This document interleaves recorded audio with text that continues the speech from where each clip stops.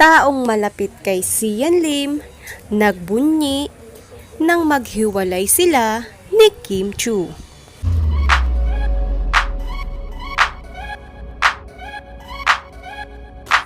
Hindi pa rin matapos-tapos ang isyung hiwalayang Kim Chu at Sian Lim. At sino kaya ang taong sobrang natutuwa ngayong formal nang inamin ni Sian at Kim Chu na hiwalay na sila? Balita kasi na hanggang tenga raw ang ngiti ng taong malapit kay Sian Lim nang aminin sa publiko ang tunay na estado nila ni Kim Chu. Pero syempre, lihim lang, hindi naman ito aaminin ni Sian.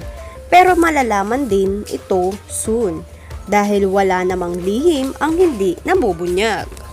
Tinanong pa daw kung kaanak ng aktor ang masaya sa paghihiwalay nila ni Kim Chu.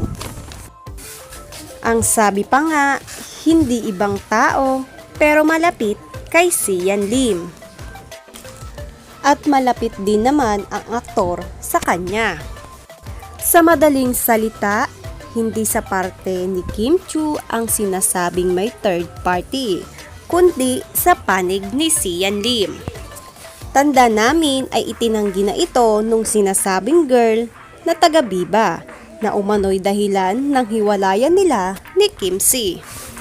Ito na kaya ang sinasabi ni Christopher Min sa kanyang vlog na kapag nagsalita si Kim Chu tungkol sa tunay na rason ng paghihiwalay nila ni Sian Lim ay delikado ang karera ng aktor.